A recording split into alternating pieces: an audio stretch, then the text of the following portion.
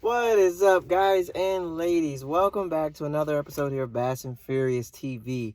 Appreciate you guys tuning into the channel. Appreciate all the support thus far. If you haven't subscribed to the channel, be sure to subscribe and hit that like button. I really appreciate that, guys. Appreciate your support of the channel.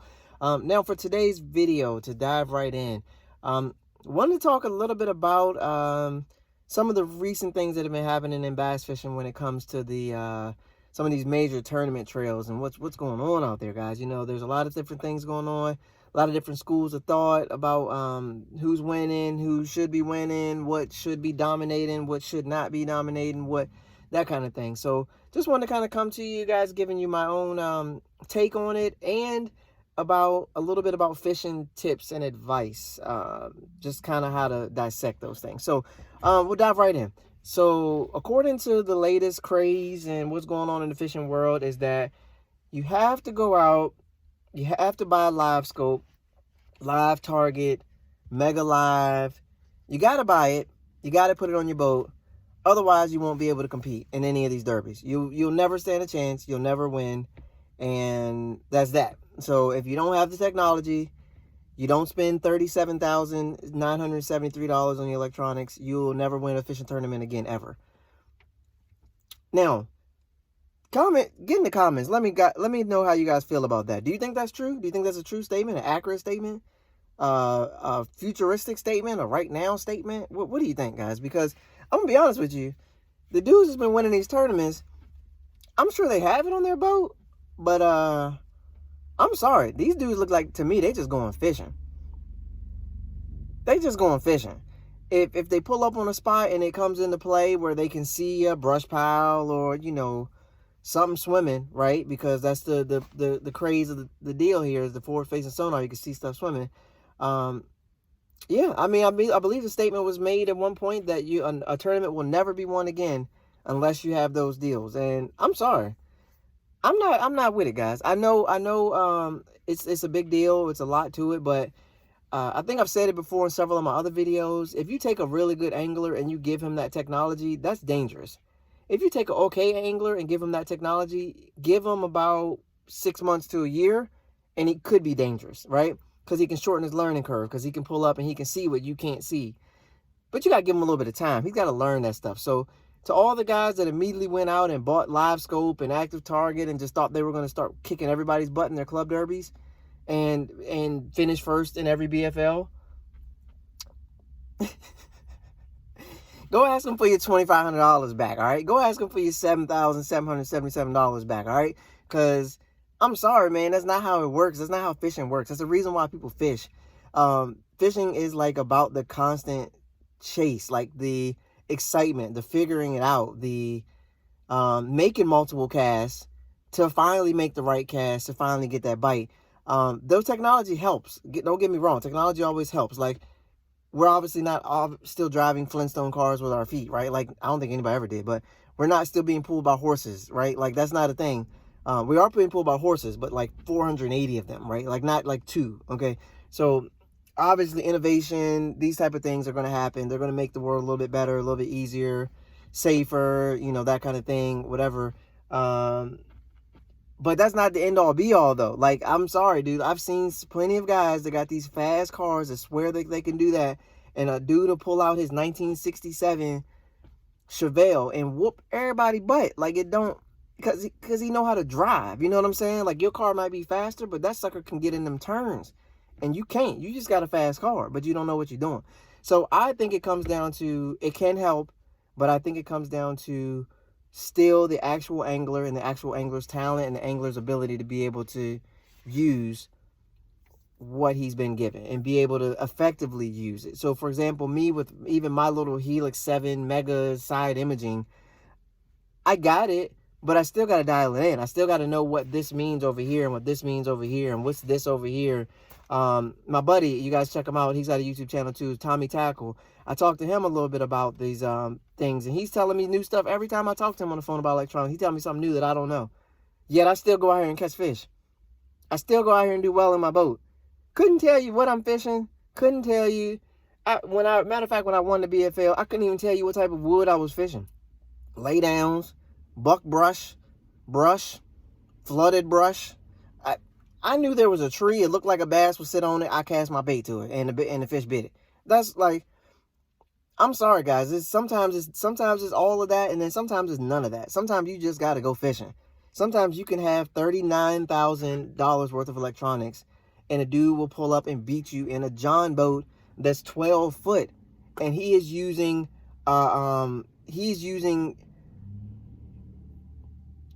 exactly. You have no idea what he's using. He literally has nothing on there, but he knows these spots. He's put the time in on his water. He knows what's going on. And he will just show up and beat the guy with active target to death. Beat him to death and come back in to win the tournament, go home and cash a check like he's done every year for the past 15 years. Now, yes, the guy with the live scope pulled up, scanned around. He saw this. He made several strategic casts. He only cast it when he saw something that looked good or saw a fish on it. You know, okay, that's cool. That's all good. I'm saying there's a time and a place for it. And if you're like John Sukup, right? When you pull up with these spots and you know what you're looking at and you're that good with what you're doing, oh, you're going to kick some butt and you're going to win some tournaments. But John Sukup has put in some time with that stuff. If you put in the time with it, then you deserve all the reward that you get to it. My problem is with the guys that go out and buy it and put it on their boat and expect to immediately eliminate the learning curve and just automatically be better than you. But they can't skip. They can't pitch accurately. They don't even know how to tie the right knot. They breaking off. They using the wrong line. They got the wrong size rod and reel for the presentation they doing. But then they're going to go buy active target and think they're going to beat you. Or they're going to go buy a live scope and think they're just going to show up and beat everybody. Like, come on, man. That's what I'm saying. I think that's where, I know Blockhead got a lot of slack for what he said. And I personally hate his co-angler videos. It makes no sense to me whatsoever.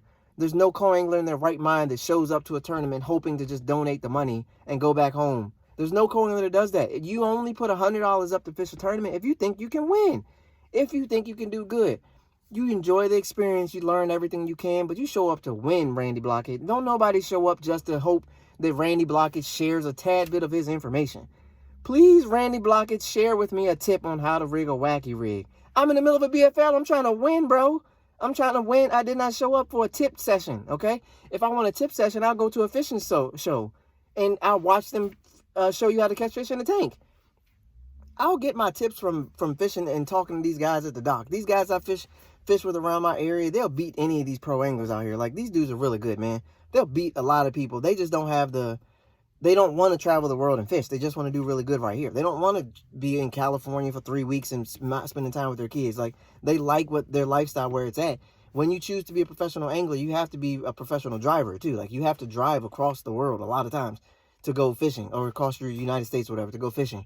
You spend a lot of time away from your family, and that's why I never tried to pursue that as a like being a pro angler and traveling and doing these circuits. If I get there, I get there. I'll make it happen. My family will support me. We'll keep it moving. But I'm never really like pushing to miss my 3 weeks of my kids' soccer. Like, that's not really something I want to do. I like to do good where I'm at within like 3 hours of my house, and I can get back home in a reasonable time. That's just me personally, but that's a whole different thing. What I'm talking about, so Randy Blockhead for that, he got a lot of slack for that, but his idea regarding the live scope and the mystery of fishing and all that kind of stuff like that, it makes sense, man. I'm sorry, when I pull up, I don't want to already know the fish is there. I want to know that I made a good decision and the fish may be there, and that I make the right decision and the right pitch and the right cast, and then he bites. The idea of knowing that he's there and then just throwing it right to him is a little bit different. It just takes some getting used to. I'm sure I could get used to it, right? I could get used to it. My neck will never get used to looking down at live scope all day. I already have neck problems right now, and I look straight ahead, and I got neck problems from looking down at computers and stuff for so long and phone for so long. I already got neck problems. I can't imagine what looking down at live scope for 8 hours every tournament for 3 or 4 days at a time. I'll immediately have to go to my chiropractor, who is Dr. Hepe, by the way. You need to check her out, her and her husband. Dr. Hepe here in Fredericksburg, Virginia. Check them out. They are amazing chiropractors. Got me from being able to not even move around to being able to get all the way back up. Prayer, trusting God, and then putting in some work, actually going somewhere and getting something done. I think all played a role in that. So I'm phenomenal, and I'm very thankful for that. But check out Dr. Hepe. But Dr. Hepe needs the direct contact to everybody that uses live scope, a chiropractor, because you're all going to need it. Everybody just looking down the whole time. Look down, look up just to cast. Sometimes they don't even look up to cast. They know where they're going to cast at. They just look down and then bomb the cast out. And then watch the screen, watch their bait, watch the screen, watch their bait, then set the hook, and then start fighting. But they spend the whole day looking like this. That's why I say just leave the tournament and go right to the chiropractor. Matter of fact, go check out the Catch Some Relief and get some cream for your neck and put it right on your neck, because that's what you're going to need if that's how you're going to fish for the rest of the time. So I just wanted to touch on that just a little bit. That's my own thoughts. These are my own thoughts. It's my channel. I can say whatever I want, and I'm allowed to say it. So I'm just going to say it and speak freely, because that's what you're supposed to do. So with that being said, again, I'm not mad at the guys that have active target live scope, that put in the time with it and that put in that work and that do well and are successful with it. I'm never going to hate on somebody for doing something good and something that they enjoy and something that they believe in. That's never the deal. It's just that I thought it was funny that everybody thought that once you get that, just like they thought about, everybody brings it up in every video, but the Alabama rig. Oh my God, you're going to win every tournament with the Alabama rig. I can speak from personal experience. I have not caught a single Alabama rig fish, and I've thrown that sucker everywhere I possibly can throw it. I have not caught a single Alabama rig fish ever. So saying it's going to guarantee me a tournament victory is the biggest lie and crock of junk that I've ever heard. These are things that don't happen all the time. It's not guaranteed. Matter of fact, I'll take it all the way here. My brother, who also has a YouTube channel, IB Fishing TV, check him out. That sucker and his kids will beat most anglers I know, and he don't need a single solitary electronic to whoop your butt. That sucker can just fish, okay? He been fishing since he was a little kid. Put him on the water, give him a rod and reel, and you better hold on tight, because he will beat you, all right? I don't know if he can beat me. We still working on that. We're going to do a challenge. It's going to be fun, because we just have fun. We're brothers, so might as well have some fun. And I ain't never, ever in my life said that somebody going to beat me at something. It's not going to happen. Even if you are going to beat me, I ain't never going to say you're going to beat me. But he's a good angler, and I'm not going to knock him, because he's a good angler. That boy can fish. My brother, check him out, IB Fishing TV. But I guarantee you, I'll put him up against a lot of people that fish that I know, and he will beat them. Without live scope, without active target. But if you give him live scope and give him active target and give him like a year to get acclimated to it and understand what's going on it, because it's different. It's different software. It's not like normal stuff. Give it to him. You might as well start rewriting the books, man. Because again, the software in the hands of a really good angler already is dangerous. The software in the hands of a dummy who don't know what's going on anyway, it ain't going to change nothing. He's going to be casting all day at catfish that he thinks are bass. And then he's going to fish for 7 hours for stripers because he don't know what the heck is on the screen. Swimming right in front of him. And then he's never going to look up from the screen. The tournament's going to be over. He's going to be late to the weigh-in because he never looked up from the screen. He don't know what he was fishing for in the first place because he don't know what he's doing. You see what I'm saying? Like, the software in the hands of a person that's no good at fishing or that's decent at fishing and trying to get better, it'll help them, but it's going to take time. It's going to take time. So give all these dudes that ran out and got it, give them some time, and they will be a little bit dangerous. But my suggestion to them is while they have it, work on your fishing skills, okay? Work on your casting, your accuracy, your situational awareness, your moment capturing ability. Like, see, because here's the thing. A fish blows up over here. You're looking down at your graph because you see a fish swimming behind a brush pile. The fish is a dang catfish. The bass is blowing up over there and back there. But you're looking down here because you swear by this because you see it on TV and it looks really cool. You done missed 3 opportunities to actually catch the fish you're looking for because you're down here. Now, the guys that are really good anglers look down here and their head's always on a swivel. You got to be, look. You see the blow up, you might need to cast at the blow up. If you see what normal looks like bass activity, you still got to be able to capitalize on bass activity, right? Like, you cannot just completely throw everything that you learned about fishing away and just rely on this kind of stuff. So it just depends. Again, I've seen a lot of guys with 16-inch screens come back in with zeros. And I've seen a lot of guys that come in with 16-foot boats that have 60 horsepower motors and they make it to the championship, all right? Speaking of which, my BFL win that I had as a co-angler, I fished with a guy out of an aluminum boat, 18-foot Ranger, aluminum with a 115, no live scope, no Panoptics, no none of that stuff. All we did all day was just go fishing. What looks fishy? You use the graph so that you don't run up on the bank, okay? You get to a spot, you look at it, you can kind of see what's going on, you know where you're at, you know if you're in the channel or whatever the case may be to get to where you need to get to, but then you just go fishing. Like, no live scope, no nothing. I won the tournament and dude took 6th place. Now, you tell me. Come on, man. Like, Sometimes you can just go fishing. Sometimes you may need that. In certain bodies of water, you may need that. But if you're in the river and you're grass fishing, live scope ain't gonna show you nothing. It might tell you something's in there or whatever. I mean, guys, they may know more than me. It's gonna show you something, I'm sure. But again, I was at the ramp where two guys got to going back and forth about whether live scope was the deal or whether Humminbird 360 was the deal. And the guy swore 360 was the deal, and the other guy swore the live scope was the deal. And then the 360 guy says, well, live scope ain't gonna show you nothing in the grass, but 360 will show me where there's a log or something that I need to be, a fish might be related to. And like, they go back and forth. And then when I get back to the weigh-in, okay, the 360 guy cashes a check in 2 back-to-back events. The live scope guy goes back home with nothing. I'm sorry. People swear about 360, man. Like, it depends. It depends on the guy, it depends on the angler, it depends on the body of water, the situation. Now, the guy with the live scope goes back to his home water and smacks him because his stuff plays up there. But when he comes down to the river, it won't. You just got to go fishing. Like, you got to look for current breaks, and like, you got to look for stuff in the river where fish hang out and just cast. They're going to be there or they're not. And then you got to make quick decisions. Where it's not video game sit there all day kind of stuff. It's a whole different world. But anyways, that's it. I want to talk about that. The differences there with the electronics. And then the other thing was tips and advice that you get for fishing. Okay. So tips and advice you get for fishing. I've had a lot of guys tell me lately that they listen to Docktalk and it cost them the tournament. They didn't even end up getting any fish listening to a bunch of Docktalk. I've had guys that have actually won the tournament and told me what they did and didn't lie about it. That's the other key I want to touch on, is lying about it. Lying about what you win on is a very common thing in fishing. Apparently, no one knows this, but everyone knows this. But lying about what you fish on is very common. The thing is, the way this works, and I'll try to explain it to you the best way I can, the simplest way I can. Docktalk is meant to get you going in a direction, okay? So if you pull up everybody, and Docktalk is in my definition is defined as actual talk at the dock, but stuff before you get to the dock too. Like while your buddy's texting you and Facebook posts and all this kind of stuff. All that kind of stuff, in my opinion, goes into Docktalk, okay? So if your buddy says on a Facebook post, he goes out fishing on a Thursday, you got a tournament coming up on Saturday, you're allowed to read his post and all that stuff. It's okay.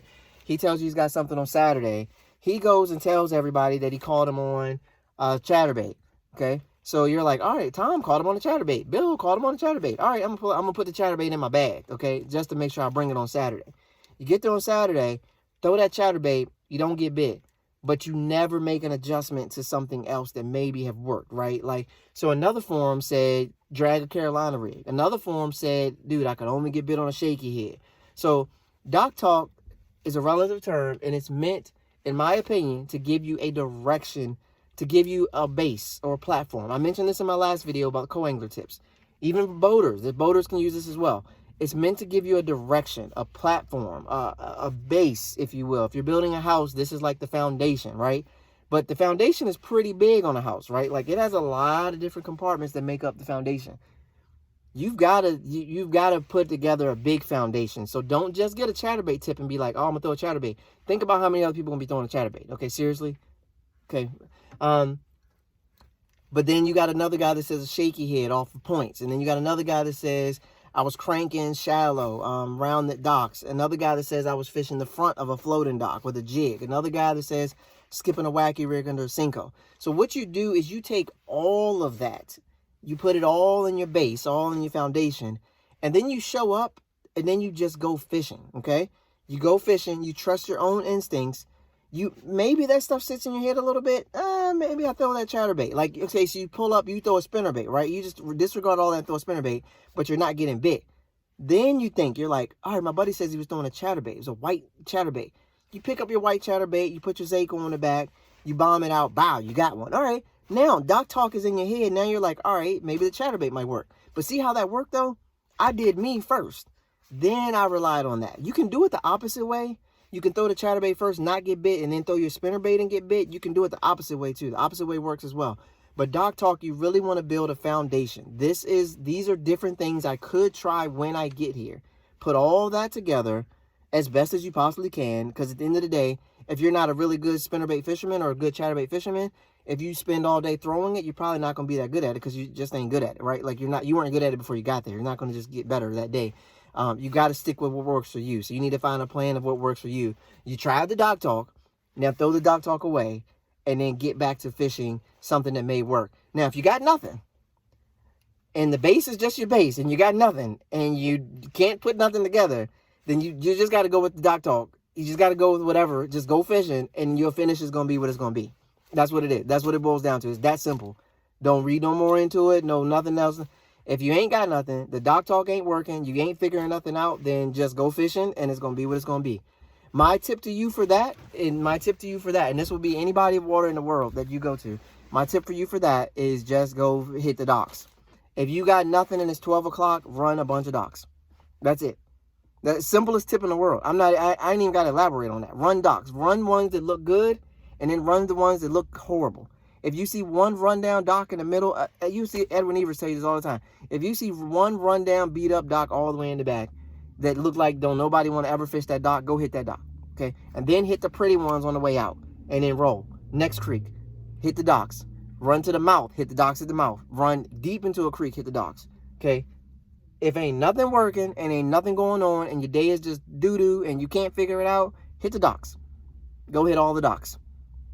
You bound to run into something on the dock, okay? Something on a dock. And now, run to the dock and then put on a good presentation. That's the thing, too. Put a drop shot, a shaky head, a wacky rig, a jig, spinnerbait, chatterbait. When you get to the dock, you can run all kinds of different stuff. But that will be my one tip to you. At the end of the day, if you got nothing, just run a bunch of docks. And when I'm telling you run a docks, I am not telling you to make one cast with a wacky rig Senko weightless and wait 20 minutes for it to hit the bottom. Skip it, let it drop, couple seconds, they don't got it, take off. Skip it, take off. Skip it, take off. If you're throwing a jig, pitch it out, let it drop down, half ounce, let that sucker drop down, hop, reel it up. Next post, drop, hop, reel it up, next post. Drop, hop, reel it up, next post. Run to the next dock.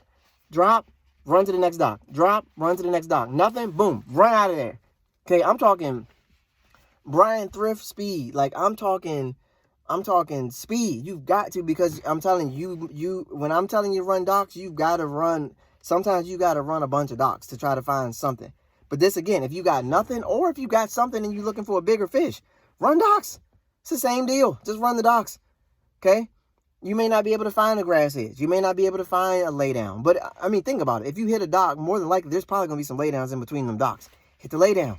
Hit the dock. Throw the jig, wacky rig, drop shot, shaky head, boom, boom, boom, boom, boom, boom, boom, run, other side, boom, boom, boom. If you get a bit on one, run around and then come back to that same dock where you got bit on. Skip it again.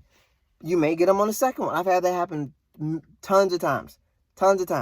You miss a bite, circle around, come back, skip it again, boom, you get them in the boat. I got paid by doing that. Less than 2 weeks ago, I got paid by doing that. I skipped it, missed a fish, knew it was a fish, felt good, missed them, hit like 3 more docks, circle back around, hit it as my last way on the way out, skipped it back under there, pow, got him. Try it. Okay, so just to wrap it up for the Docktalk again, Docktalk gives you the base. Build around the base, okay? Build around the base and just go fishing, okay? If you're still learning fishing, you're still figuring out. So when I say go fishing, you don't know what that means. That means simple stuff. Throw a spinnerbait down the bank. Throw a crankbait down the bank. Throw a shaky head on points. Throw a lipless crank on wherever you throw a lipless crank at, right? That just means just go fishing. Look for birds diving. Look for steeper banks. Look for anywhere where the water is going one way, then it breaks, like, and goes a different way. Look for all kinds of little things that where a fish would like to hide out. Just think like you're a fish. I'm a fish that's a predator fish that's waiting to eat, or I'm just chilling because ain't nothing going on. So it's like a tide. I'm just chilling. Ain't nothing happening. Ain't no water moving. I'm just kicking it, right? I'm just chilling with my homies at the mall. You start seeing blow-ups. You start seeing, different things like that that's going on. You start seeing little activity, little places of activity. Then get to that and make a move.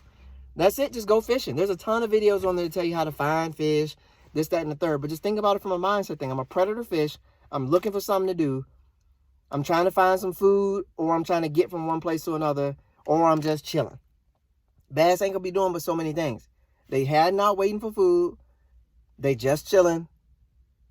Or they eating because there's food everywhere and they just hungry, so they just want to eat. Just think like, where would I be at? And then try to see if you can make that happen. Again, that people a lot of times use the living room analogy. If I'm in my living room, do I want to eat my living room in the pitch black, or would I like to have some food? Do I want a hamburger with ketchup, or do I want a plain hamburger? Like these kind of things. Just use all these analogies and think about it. If it's hot outside, the bass don't want to be sitting out in the sun. If it's been consistently hot. If it's cold, now it's hot, heck yeah, they want to be sitting out in the sun. So they're going to try to find some sun. But if it's been consistently hot, now they're going to try to find some shade. So now you're looking for shade lines on the dock where you're casting at. Put your bait where you see that might be the most amount of shade because there's so much sun on the other side. If it's not much sun, look for where the other side. Like flip everything around and do it that way. But hopefully those tips will help you guys. I just want to touch on those 2 topics. Just go into depth on topics and just kind of get something out there for you guys so you can share. Get in the comments. Let me know what you guys think. I'd love to hear from you. Let me know what you think on the thoughts. If you got some tips you want to share as well, get in the comments with those too. Appreciate all the support on the channel. You guys are awesome. As always, be sure to check out my squad, the guys that I represent and I work with. That's 13 Fishing.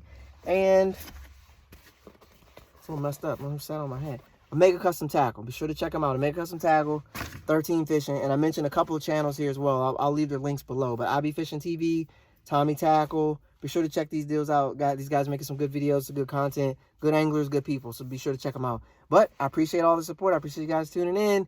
It's been another episode of Bass and Furious TV. I will catch you on the next one. Peace, peace. Also, last thing, don't forget, pick up the shirts, guys. I got the shirts. I don't have one on right now, but you can't get better sitting on the couch. You can watch this video, and you can get better if you take what I told you and you apply it when you get on the water. Watching it right now will help, like, your brain, like, start to work on getting better, but your physical skills can't get better sitting on the couch. Get your butt up. Get outside. Make something happen. And then just check out the normal gear, Bass and Furious. Check out my stuff, man. I appreciate it. Just appreciate all the guys that have got them so far. Thank you guys and ladies that have got them so far. I'm working on more colors, different aspects to the line and all that, guys. So I appreciate each and every one of you. As always, peace, peace. Till the next one.